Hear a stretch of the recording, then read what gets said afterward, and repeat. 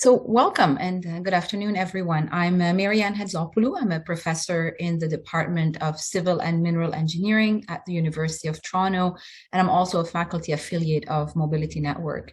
And it's my pleasure to welcome you all today to the Way Forward panel discussion from Mobility Network. Before we start, I wish to acknowledge this land on which the University of Toronto operates. For thousands of years, it's been the traditional land of the Huron-Wendat, the Seneca, and the Mississaugas of the Credit River. Today, this meeting is still the home to many Indigenous people from across Turtle Island, and we're grateful to have the opportunity to work on this land. Welcome to the Way Forward panel discussion series from Mobility Network at the School of Cities. Mobility Network is an institutional strategic initiative at the University of Toronto.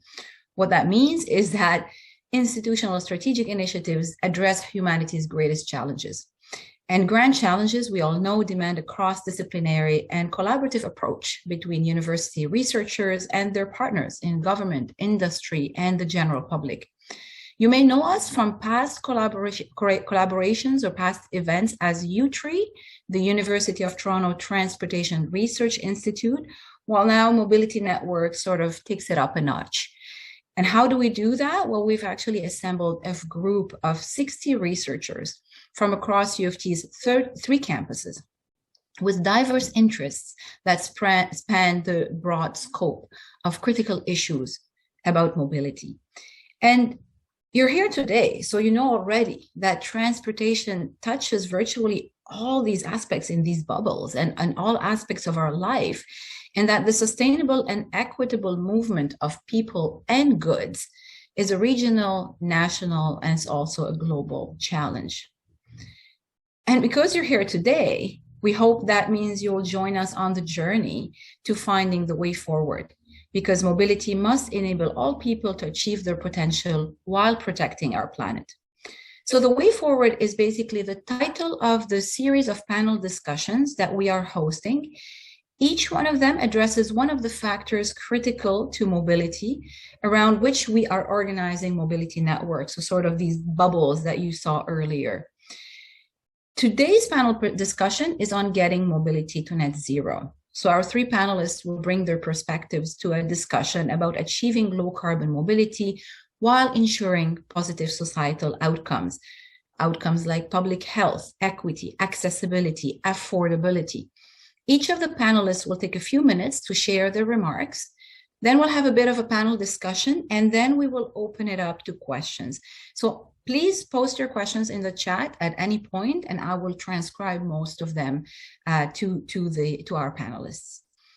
I'll introduce the panelists as their turn comes up to speak, but before I'd like to provide a bit of a primer to today's discussion. And I'd like to start this primer with Toronto, where we are. And this is, an illustration that is extracted from Transform TO's net zero strategy, which is fairly recent. And what I'd like to highlight is, sure, we all know that transportation occupies a fairly large share of greenhouse gas emissions in the city. But also, if you look at the graph on the right, you can clearly see that transportation emissions have not really decreased substantially over the past decade. We haven't been making the progress that we intended to make. And if you look at the 2030 target of 65% reduction in greenhouse gas emissions compared to 1990 levels, this means that by 2030, we need to be below this black line, or at least at that black line. If we look at technology, at cars, and this is extracted from a recent US EPA automotive report dated 2021, the real CO2 emission intensity for the US fleet average, which is no different than the Canadian context, was about 349 grams per mile in 1990. And it was 382, in 1990, and only dropped to 349 grams per mile in 2021. Right? This is not much of a reduction. And there's, various reasons associated with that, right? Larger cars, a bigger share of SUVs in our fleet. But the important thing to understand is that if we're talking about a 65% reduction, then that means that it needs to get all the way down to 133.7 grams per mile. That's about 80 grams per kilometer. There is no internal combustion engine that can emit that. And we need a fairly substantial technology investment in order to get to this level at a fleet average. And we know, right, EV mandates can help. They are part of the solution. And we have examples from countries that have really managed to turn things around and increase the market penetration of electric vehicles. But once again, focusing on electric vehicles, we quickly realize that technology will not save us, or technology alone will not save us. There are various questions, right, associated with EV adoption in terms of life cycle analysis. And sure enough, electric vehicles will not solve the problem of traffic congestion, nor of equity, nor accessibility, nor affordability, or all the other societal outcomes. So what else do we need to do? Well, the solution to transport decarbonization is fairly multifaceted, and we know that already. We know we need electrification, but not just electrification of large, expensive vehicles. We need affordable electrification through perhaps e-bikes.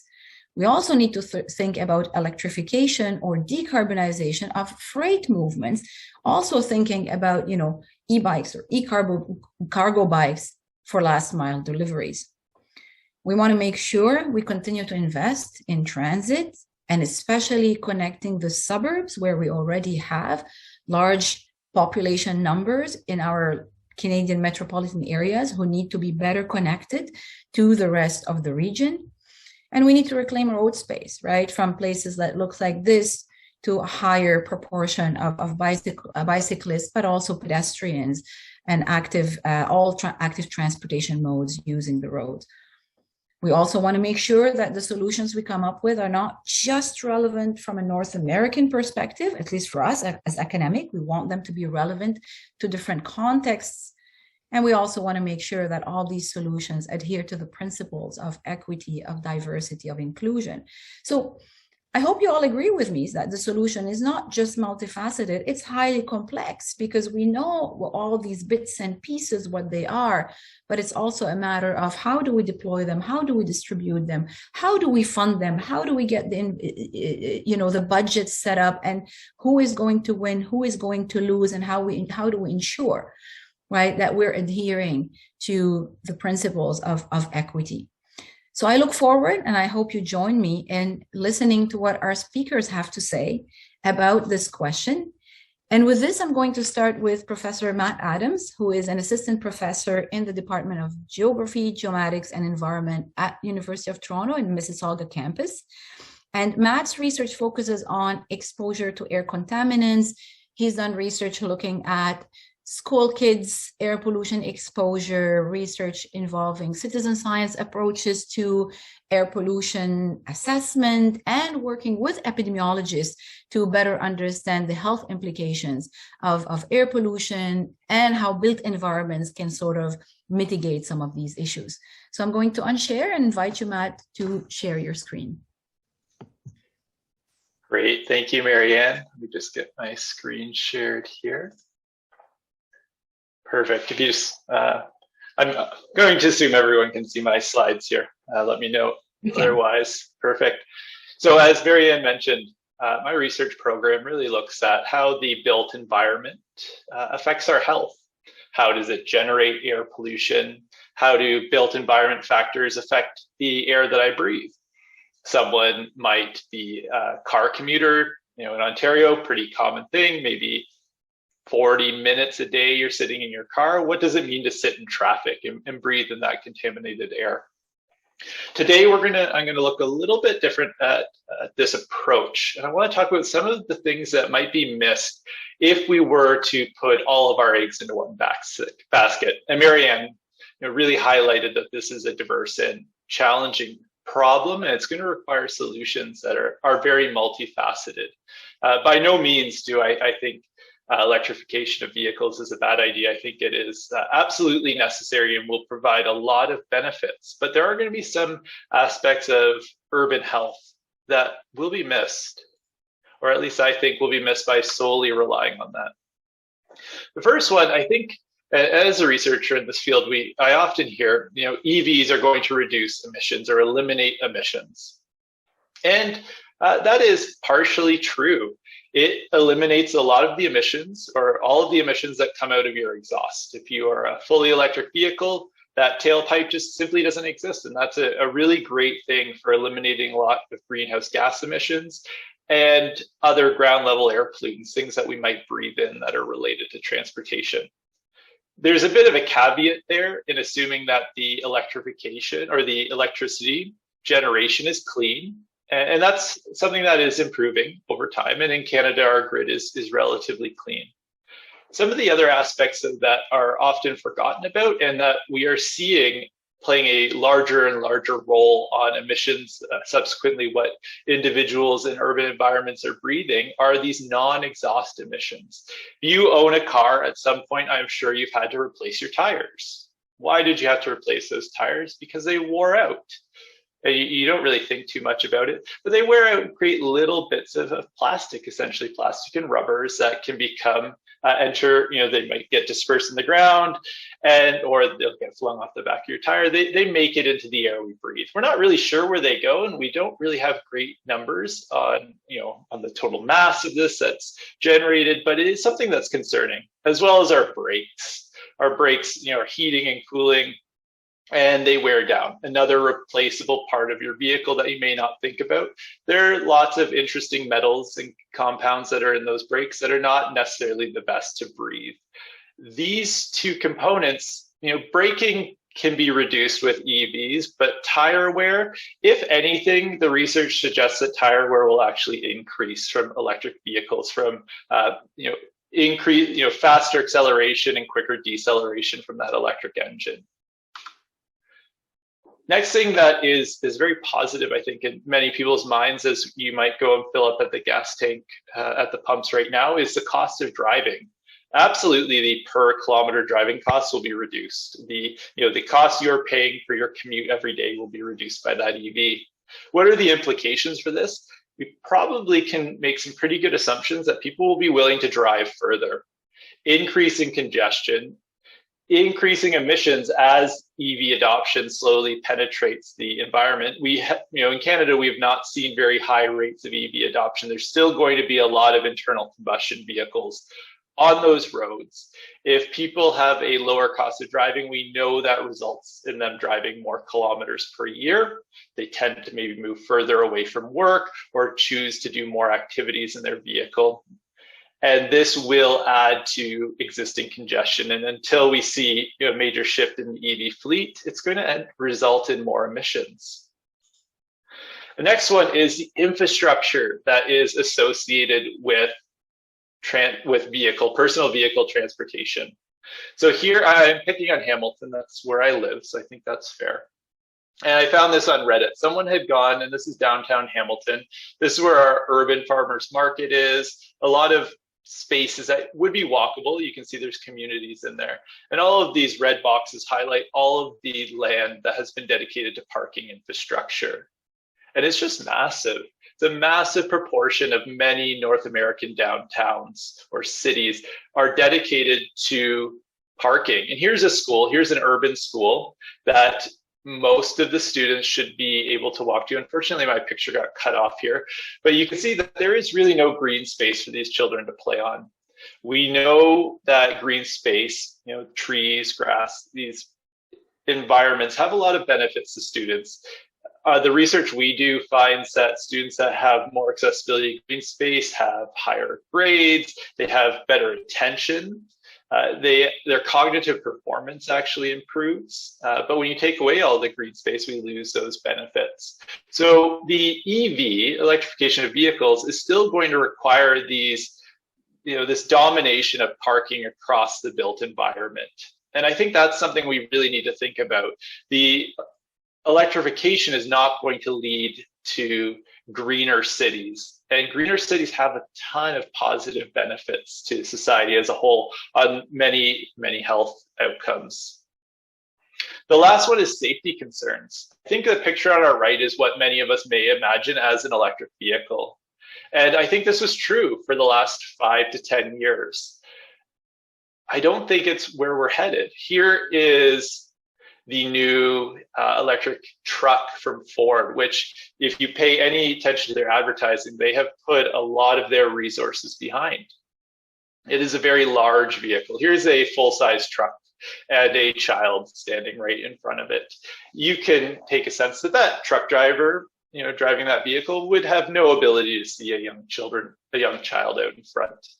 And I think this is this is not solving some of these, we'll call it public health concerns about collisions. I in Hamilton over the last week, we've had a number of accidents where a couple people have unfortunately passed away from being hit by a vehicle. And the EV, you can still use these very large vehicles, very large SUVs, very large trucks. And thinking that EVs will be small cars, I don't really believe that's where we're headed. That doesn't seem to be where the companies are marketing their vehicles towards. So just to recap, we are still going to have emissions. They'll be slightly different from what they look like right now. We will deal with a lot of greenhouse gas emissions from EVs. Congestion, if anything, during the adoption of EVs, we're going to see increased congestion, leading to increased emissions. Infrastructure, we're still going to require that huge investment in urban parking as long as people are driving personal vehicles to their destinations. And then the concerns about collisions. These vehicles, we are seeing EVs being created as SUVs and trucks, and that is what a large portion of the Canadian population is driving. So thank you for that, and I will stop sharing. Thank you very much, Matt. Thanks a lot, Matt. That was a very, very interesting talk. Next up is Shoshanna. So Shoshanna Saxe is an assistant professor in civil and mineral engineering at U of T. She holds a Canada Research Chair, and she investigates the relationship between the infrastructure we build and the society that we want to create, and the kind of opportunities or the pathways to better align infrastructure provision with sustainability. She also works a lot in the area of embodied greenhouse gas emissions. So not just always making us think about beyond the tailpipe. What else do we have to be thinking about? And I look forward to your talk, Shoshanna. Thank you. Okay, everybody see that? All right. So thank you for the introduction. I'm going to talk today about the holistic impacts of transport and some of the temporal pressures that puts on us as we're... Shoshanna, apologies. Would you like to put it on a show, on PowerPoint show? Okay. Did that work? Excellent. Yes, thanks. Great. Thank you. Some of the temporal challenges and the scope challenges that we face when trying to decarbonize our transportation. As Marianne mentioned, in my group, we look at the holistic impacts of the infrastructure we build to think, how can we assess what we're choosing to do, and what are the pathways to doing better? So when thinking about transportation, the holistic impacts cascade all the way through society. We make a choice about what type of infrastructure we have. That has big impacts with the types of housing and buildings we have, with the way people live. It has further impacts with how much utilities we consume, how much water, how much electricity, and on our bills, and also who we spend our time with. And it can feel like a lot to put all of this on transportation, but transportation is really the skeletal structure of our society. We build everything else on top of our transportation network. And this has been observed through more and more research. This is one of my favorite papers done by a professor in Texas that looked at the question of which came first, the chicken or the egg, the behavior or the transportation infrastructure. And what we see across transportation types is that it's always the infrastructure that came first. So for railroad transport on the left, we see that we had miles of track before we had trains, before we had people using the trains. We see the same thing with motor vehicles. We had oil pipelines before we had roads, before we had cars. And then once people had the cars, they really drove them. And we still haven't maxed out how much people are driving their cars based on the infrastructure we've built for that system. Transportation infrastructure also has a huge impact on how big our cities are, how much space we take up, which has impacts on our housing, as I said before, but also on our protection of natural land, which is really important for growing food, for cleaning the air, for stabilizing the climate. The more we invest in dispersed, low unit types of transportation, like the car, the bigger our cities are, the more land we gobble up. And these impacts cascade through time much longer than we'd like to think when we make choices as design engineers. We design things with a 20-year lifespan, or maybe a 50, 100 years if we're being really ambitious. But the consequences of transportation last for much longer than that. This is an extreme example, but it's a favorite paper where they saw that where the Romans put the roads is still having a very powerful impact on prosperity in Europe. And Romans tended to build their roads just straight, and so didn't worry about environmental factors so much. There was a hill, they went over it. There was a forest, they went through it. And so it really is the road that's having this impact 2,000 years later on modern prosperity. Another aspect of time is how long it takes us to make up our minds and do things. This is work we've done in collaboration with University College in London, looking at how long does it take for us to say we have an idea about a piece of transportation infrastructure, go through the process of designing it, go through the process of construction, and then have it go in operation. And what we're looking at here are projects that came into operation after 2000, and some of them started, I think the earliest one in 1959, many of them 20, 30 years earlier. Sometimes 2 generations go by from the time we announce an idea about how our transportation infrastructure should be in Toronto until the time we realize it. This is important because if we're saying that we have climate goals for 2030, which is less than 8 years away, or 2050, which is less than 25 years away, most of the projects on this graph would not have been able to get from idea to reality in that time period if we followed our way of doing things, which means that our standard way of delivering projects, our standard way of making up our mind about projects are not currently sufficient for our challenges. So we have this challenge. We've got big impacts that last for a long time. We've got the consequences of our transportation infrastructure cascading through the whole rest of society. And so that sounds like a really big problem. What can we do about it? We need to look for things that work fast and work well. This is another piece of work we did looking at the COVID bike lanes in Toronto.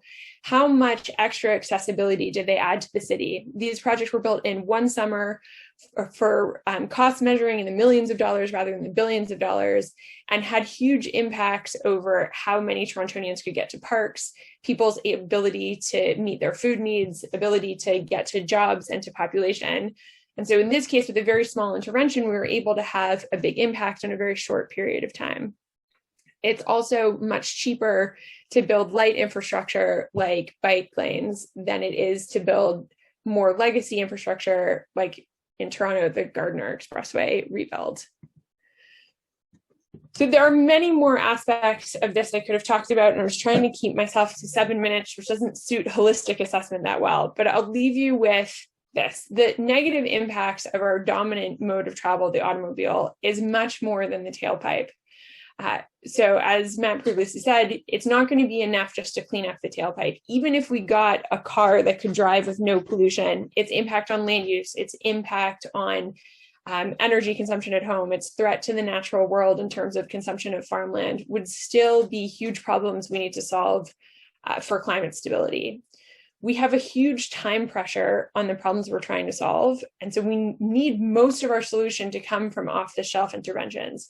If somebody shows up now with a brilliant invention that's going to take 20 years to mature, okay, that'll be great, but it's not going to help us meet any of our current commitments. We'll leave you with infrastructure is destiny. We get the future we build. It's also a big expression of what we value. So if we're investing in automobile infrastructure, we're going to get an automobile future with all of the pollution that goes with it. In North America, Canada included, we're starting at a huge deficit. We have 100 years almost now of making transportation choices that costs for the environment, costs for equity, and that bill is coming due. Some of my favorite solutions that we've seen in Toronto that lead towards better transportation future. Rapid deployment of bike lanes, rapid deployment of bus lanes can be massively powerful. We're seeing huge investments in rail transit around Toronto and the greater GTA. And so we have the opportunity to take as much advantage as we can by concentrating land use, making sure as many people can use them as we can, which is why I've also included examples from the distillery, not the distillery district, the Canary District downtown, where we've seen some good examples of land use to take advantage of existing infrastructure. So I'll leave you with this. We need to think holistically from the construction to the operation to the induced impacts to the long-term maintenance and circular life cycle of our transportation infrastructure if we're going to do better to build a sustainable future.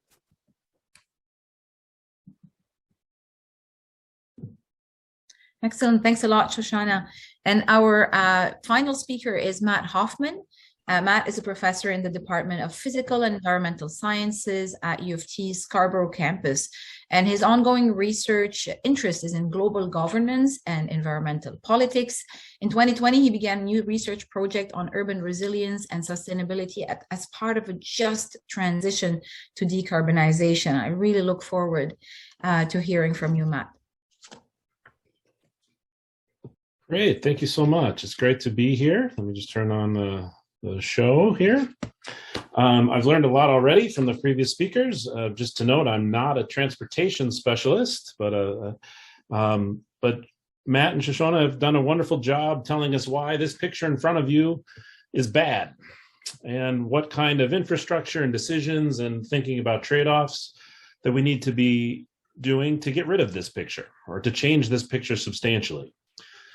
I'm the politics guy, so I'm going to talk to you about why it's hard to do that. It's hard to do what's so obviously the right thing to do, but also talk a little bit about some of the pathways forward to maybe trying to do some of the right things. And speaking about complexity, it's that there's the right things to do, not the right thing to do. Let me start with a little story. And some in the audience might know this story, but bear with me. I want you to imagine you were a GO train commuter in November of 2018. You pull into the parking lot at the GO train station. You're early, so you're not worried about making your train. You notice off in the corner of the parking lot where the electric vehicle charging stations are, there's a work crew there. Now, it's November 2018. You had just read something about a big UN report about how we have 12 years to fix the climate or something like that. And you thought to yourself, wow, we're getting something done quickly. Great to see Metrolinx moving so fast to get more electric vehicle infrastructure going. Maybe I should think about getting an electric vehicle for this commute. You go about your day, and then the next morning you look at CBC News and you realize that those work crews weren't there to add electric vehicle charging stations. They were there to remove them. And then you realize that this was just a small part of the Ontario government's rollback of climate policy under the new premier and the new government of Doug Ford.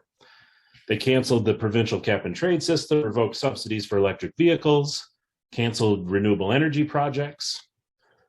Now it's tempting to think about this unwinding as mere partisan politics. One government undoing what the previous government did, or even a sign of the hyper-polarized politics plaguing many Western democracies, if we think beyond the specific situation. It misses the bigger picture. Here's how this Ontario is actually depressingly familiar. There's no lack of ideas and action on climate and low-carbon mobility and ideas about what kind of mix of technologies and getting rid of the car and having mixes of active transportation and public transportation. People are working on this stuff. The problem is these initiatives tend to get started, make some progress, and then get stuck or even regress. So we want to move mobility to net zero and have the kind of inclusive and climate-friendly and community-friendly mobility system and transportation system that we need. We have to pay attention to why things get stuck and think about how they can get unstuck. Now, the way we think about this is that climate policies and net zero mobility policies get stuck in what we call the carbon trap. When a new climate policy is put in place, it has the potential to move a system towards decarbonization, up the curve towards decarbonization. But unless it really gets above this threshold, what we call the critical threshold, the political economy forces in the system tend to drive the system back towards carbon lock-in, towards the sort of high carbon, climate unfriendly system that we start with. And this threshold is really about multiple things. And this is where some of the political complexity comes in. It's obviously about technology and technological practices, the range of choices available and the pace of innovation, economic factors, sunk costs, investment cycles, energy markets, cultural inertia, what people want and the practices they consider normal, and political dynamics, coalitions, norms, institutions, and interests that sometimes resist change. Climate policies often fail to get beyond this threshold, subject to reversal and cancellation, precisely because inertia, political and economic inertia in all of these systems around transportation are so powerful. Consider the provincial policy to install electric charging stations to increase decarbonization that was reversed. This policy could have moved us above or towards that critical threshold, but a lot of political and economic factors in the province and beyond, and this is part of the sort of multi-level political complexity of this issue, still work against that change to restore the status quo. The lack of ability of affordable vehicles, which is the result of federal policies and longstanding industry concerns, meant that those charging stations were underutilized. The cost and accessibility of charging station technology is about industry structures, cost structures, and what the provincial and federal governments were willing to invest in. Psychological issues like range anxiety and cultural issues like the cachet or stigma of driving an electric vehicle, which could have both demographic and geographic determinants, also shaped demand for the electric vehicles that determined whether or not these electric charging stations were used or not. The point of this is whether we're talking about a transition to electric mobility or transformation away from automobility altogether, to get the big changes that we need, the distinct changes that we make have to catalyze significant disruption to the status quo and overcome the political and economic forces that support the status quo. Let me talk a little bit to end here very quickly, because it's a quick presentation, about 3 thoughts on breaking out of the carbon trap. The first, and not surprising, is a political answer. All this activity and planning that's going on needs to be done with an eye towards explicitly building political and economic coalitions that support growing ambition and disruptive work on transportation. It can never be just about getting EVs into garages and not just getting bike lanes built. We need to have supportive coalitions that see this as part of a holistic process of moving forward. Second, single-shot policies are not likely to work. We need ecosystems of policies. There's lots to think about in terms of the role of EVs or moving away from automobility. But even if we just think about EVs, there's a whole host of things that we need to get the transition even to something as simple as a switch out of types of engines that we're using, from the financial system to the technological innovations to the policy world. We have to have an ecosystem of policies. Now, some places get this right. Norway has gotten it right. And again, we can have discussions about whether we should be moving away from automobility altogether, which I actually tend to favor. But Norway got this right because they put in place a suite, an ecosystem of policies, and we'll need an ecosystem of policies for an ecosystem of net zero mobility. Finally, justice and equity concerns are not nice to haves. They are actually indivisible to the way forward on net zero mobility, precisely because they're the key to building those coalitions I just talked about. Key to building the ecosystem of policies and actions around not just technologies, but communities. In this sense, equity and justice concerns are not just moral imperatives in terms of the just transition to a low carbon future, but they're also the key to the political feasibility of net zero mobility entirely. Thanks so much.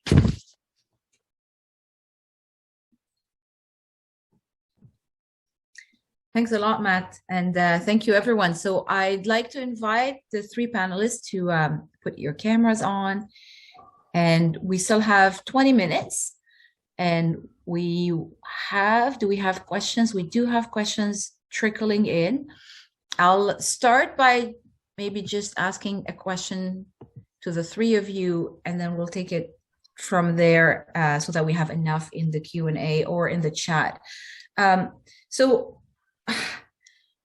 I'll start with you, Matthew Hoffmann, because I mean, you really said it very well. And I think there's this very recent example, which is on top of my mind, probably all of us, is the recent approval of an offshore project, right? Oil and gas.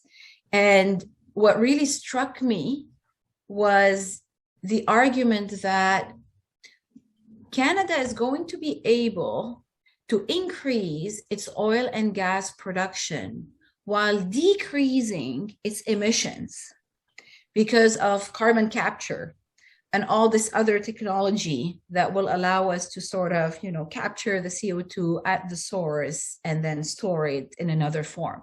And I don't know if you've been, Matt, kind of following the whole, the whole discussion around that. But what do you think about this rhetoric now?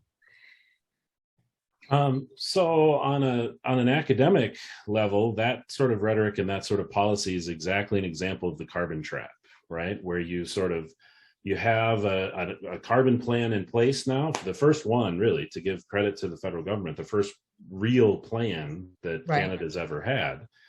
But the political and economic forces in the country, unless you are sort of able to get over that threshold where the increasing returns and the momentum is towards decarbonization, the existing political economy forces take that initiative of in this case, a national climate plan, and tend to push it back down. The inertia strikes back, and this is the inertia striking back. Now, they've tried to talk about this in terms of CCS. Just to be clear, I've been on record signing a letter that 400 academics signed urging the federal government to not include funding for the kind of CCS that was in the budget that they're talking about here. But do you want to just carbon capture and storage? Yes, carbon capture and storage. Yeah. But this is we're sort of stuck below that threshold, right? We're stuck below that threshold because the kind of moves that we're making are not yet disruptive enough. We don't have the political and economic coalitions that are disruptive enough to move away from those kind of policies. Mm-hmm. Right. Shoshanna, do you want to add anything to this? My perspective and sort of concentration has been more at the local level than the provincial and national level. And I would say that as well. I mean, I've felt for years that we're on the knife edge between our demons and our better angels about which kind of society we want to be. And we sort of take a couple steps forward and then we take a bunch of steps back. And I really thought that at various points we were going to go over and be like, okay, now's the time we were going to gather momentum. And I could tell the narrative in both directions. I could tell the story of the momentum we've gathered, and I could tell the story of the way in which we're dramatically failing ourselves and our future. So it depends a little bit on the mood. I still think we're on the knife's edge and could go over with a little bit more effort. And there are a bunch of opportunities that align with financial interest or with social interest that could make things better. So we've seen the provincial government say we need to build 1.5 million homes in Ontario in the next 10 years. That could force us to consider doing things we'd never done before. And we should build those 1.5 million homes near public transit stations and with bike lanes and things like that. The federal government has also said they want to see home completion in Canada go up by about 10% a year.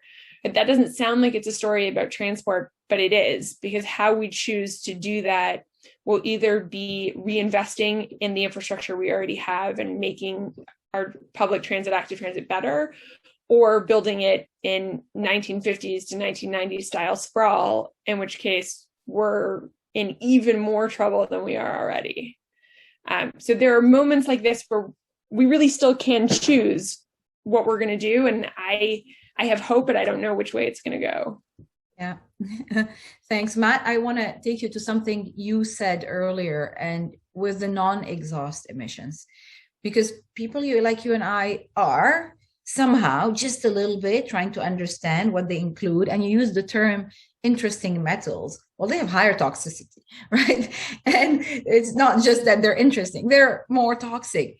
Why aren't we talking enough about non-exhaust emissions when we talk about electric vehicles? Is this lack of research, lack of evidence, or just not enough to really offset, right, the benefits? I think we don't talk too much about them because they weren't. So going back to about the 70s, in the US, they really established what we call these criteria air contaminants. And this is a set of pollutants that has been ingrained in everything we think about when we think about air pollution measurement, from the government's perspective, funding research into these particular contaminants, which don't make up those non-exhaust emissions. It is kind of a burgeoning field where people like yourself are doing excellent work, but it's hard. All of this work is really hard. We're talking, very, very small particles that we can't easily replicate in the laboratory. It's really hard to replicate the emissions. Well, okay, talking about replicating emissions, look at the Volkswagen scandals, or really all of the diesel scandals. Even when we could replicate the emission profiles in a laboratory, it didn't really reflect the real world. Right. From what we're seeing is they do make up a significant portion of what we're breathing in now. But the other thing that's important is globally, we've seen this decline in air pollutants. We've been breathing cleaner and cleaner air over the last decades. We've seen improvements to health, but not on the same magnitude as we've seen declines in air pollution. So I think there is going to be certain components, compounds, some of these toxic metals that are in brake pads. We're not really sure the effect of plastics on health yet, or rubbers as much. So that tire wear component's really just largely unknown. It challenges, it's expensive, requires very new techniques and technologies that we don't even have. Yeah, which actually brings me to a question that I want to ask Matt Hoffmann, because we're talking about regulation, right? So Matt, you study environmental politics, but I think in the environmental world, at least in air quality, right, there are some great success stories of regulations, right, of standards having done wonders to push technology in the right direction, to reduce air pollution. We enjoy really low levels of air pollution because of regulations starting in the 1970s. Somehow we've managed to impose those regulations. We keep tightening these standards. Is that because, and I know you're not familiar with the air pollution field, but there's a big health component, right? People die, people get sick, and it's there, it's in your face. And as a decision maker, you see that because there's hospital admissions associated with that and a cost. Is that it? Is it that certain environmental issues where there's very big and present community and public impact? Is that where that drives action even more? Yes, I think that historically that's definitely what we've seen. And the sort of key example of this is the number one climate policy in North America was the shutdown of Ontario coal in the power generation. That's the number one most effective climate policy in North America. But that wasn't sold, at least initially, it wasn't driven as a climate policy. It was driven as a health policy. And the kind of regulations that you're talking about this, and even sort of globally, you see this around ozone depletion, is when you have chemicals that are directly tied to harm, you're able to rally, that have environmental harm, but also human harm. You're able to rally political support for regulation in a way that's much more difficult if what we're talking about is transforming the sort of fundamental basis of our economies and our societies. where the harm is certainly felt, we don't feel the harm directly because of carbon dioxide, but we feel the harm because of what carbon dioxide creates in the climate. Right. And that becomes it's thus far, now maybe with increasing climate disasters, that logic or that theory of change will become increasingly make it easier to do regulation. But thus far, the harm has been too many steps away to really make those regulations viable. Right. Shoshanna, here's a question from one of the attendees to you. Do you think there is a strong case for road pricing as a road to net zero in urban transportation? And how do we implement it politically? 100%, I think there's a strong case. How we implement it politically, if I had the answer to that, I would have told somebody, I promise. We came very close to road pricing in 2017 on some of the Toronto highways, and Mayor Tory was supporting it. The council was on board, and it was the provincial government then under the Liberals that said no. The reason people think they said no is because they were heading into a tough election, which they then lost spectacularly, but were hoping to protect some of the suburban riding. So it didn't work. That has probably put road pricing aside for a while. I'm sure it will come back. We also saw during the pandemic, the current provincial government under the Conservatives didn't go after 407 when they could have fined them a fairly significant amount of money. Sorry, excuse me for 1 second. So the political question is tough. I think that we have to pursue a cornucopia of solutions as opposed to one magic solution that's going to solve all problems. Electric cars aren't going to do it. Road pricing isn't going to do it. There's no one solution, and the appetite, climate, political moment for different solutions will align at different moments. And I'd say we should seize what we can when we can. So during the pandemic, there was a lot of alignment over bike lanes and outdoor space, which is having certain amounts of momentum. There was also a lot of alignment recently under reducing mandatory minimum parking, which was not put forward as improving the sustainability of transport solution, but about improving the affordability of housing, but will have a huge impact on transport because of the negative externalities of parking. Mm-hmm. So all of these things come up. We as people who want to see a sustainable future are at risk of picking our favorite thing and only being happy if we get our favorite thing, and telling everyone who works on anything else to go away. We don't want your thing. I just want my favorite thing. And that is to our disadvantage. So when the moment for road pricing comes, we should seize it. In the meantime, let's get mandatory minimum parking and bike lanes and bus rapid transit and all of the things that will make also a big difference. That's very well said. Thank you. Matt Hoffmann, there's another one here for you. What would be the solution to the gap between federal and provincial government's decisions? And maybe I'll give you a chance to argue whether you feel that there's a gap or that there's a mismatch, and that is part of the challenge. Well, that gap has come and gone, right? And so one of the interesting things about the sort of history of Canadian climate policy is, for a long time, the federal government was doing nothing, and so all of the climate action was at the provincial level. And so there you had a gap between high provincial ambition and levels of action and low on the federal side. After 2018 in Ontario, that flipped. And so the longer term answer to this is yes, that gap is a problem, because that gap has been about high ambition versus low ambition. And so the key to this is actually not depoliticizing climate action, but de-partisan politicizing climate action. Mm-hmm. This is a particular North American phenomena in Australia to some degree, where climate politics has fallen along a left-right political spectrum. It is not that pronounced in other parts of the world. There are certainly vociferous debates over what to do about climate change, but the sort of large seismic shifts we get when elections go in different ways in terms of climate politics is because our climate policies have started or have been aligned on a left-right spectrum. That started to change under the last conservative opposition leader.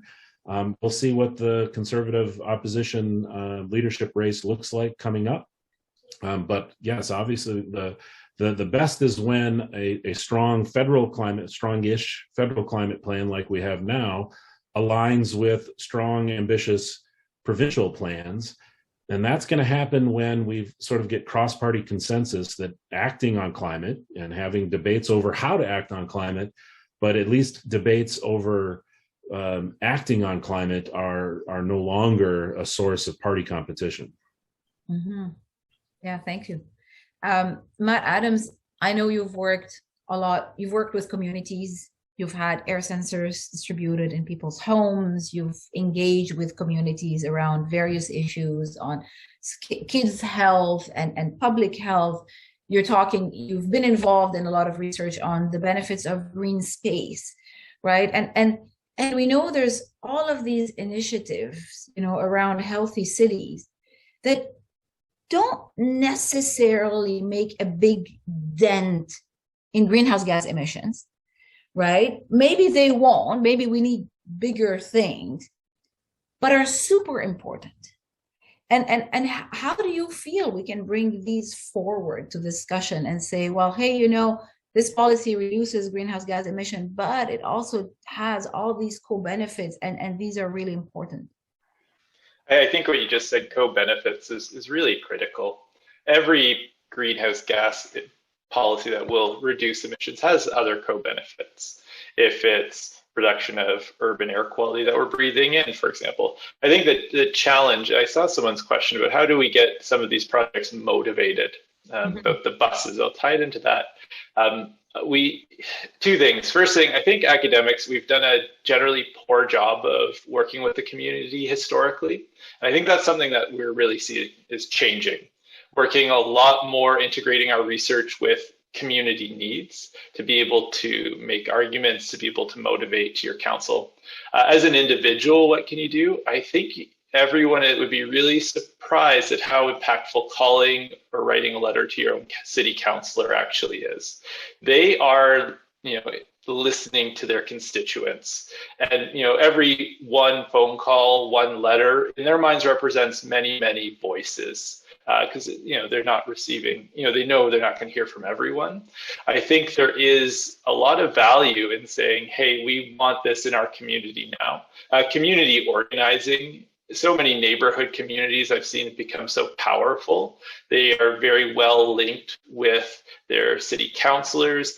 They, as scientists and researchers, we often work with them in our work, trying to highlight their concerns. When we're trying to study air quality, they know a lot more about air quality issues than I would, even in my own city. It's a neighborhood by neighborhood issue. So I think getting vocal, really honestly talking to your counselor, if there is something where you can go and talk to counselors more broadly and connecting in those community groups, getting multiple voices aligned. Yeah. Thanks, Matt. And I saw Shoshanna nodding, and I know, Shoshanna, you've been in the media. You haven't been, scared about advocating for things. And we have 3 minutes to close, and I have a few closing remarks. So I want in just 1 minute to give you, Matt Hoffmann and Shoshanna, a chance to just, where do you stand on the issue of, academics playing advocacy roles or supporting advocacy, working with communities? And I think we sort of heard from Matt that he has done it, he's happy doing it, and he thinks it works. Shoshanna. It's interesting that you use the word not scared. It's the first time I gave a press interview about my work, I was terrified, and I remember sitting in my living room just sweating and being like, oh, this is a terrible idea. But it came back to one question for me, which is, why am I doing this? And a big motivating impact for me is that I want it to have an impact on a real world. These feel like real problems with real temporal pressures, and I don't have the luxury of just creating knowledge I hope trickles out in some way. And so it is up to me to make it public. I don't see myself as an advocate because I see what I'm doing as fact-based. There are huge reams of evidence for everything that I'm talking about, both my own and other people's. And so I'm not out on a limb talking about beliefs, I'm talking about evidence. And I believe in evidence-based policymaking, and whichever party wants to pick that up, I will have any discussion they want. I will talk to anyone in the press who wants to talk about evidence. I see that as separate from advocacy in a way. Fair enough. Thank you. Matt? I'm all for it. I think that our justification for being an institution in the public sphere has to be that the knowledge that we produce contributes to the public. And this is the greatest existential crisis that we face. This is not a partisan issue. We need to transform our societies radically in the next couple of decades. And so I like Shoshanna, I am happy I talk to any and everyone. Yeah, perfect. Thank you. Thank you, everybody. So as I pull up the last slide, just giving you a little bit of a heads up on the upcoming panels. First, I'd like to thank all of my panelists. And Pat will be just distributing a survey right now on your screen, so you can vote on today's question. And I'll just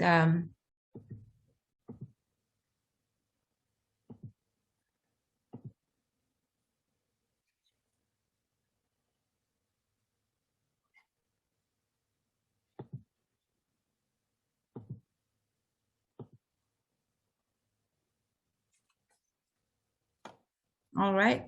Well, thank you very much for those who participated, and thank you for those who attended. Just so you know, this is the 4th in a series of 7 sessions exploring the way forward. We're going to be back in 2 weeks with negotiated with robots in the public realm, and every 2 weeks after that for discussions on important topics in mobility.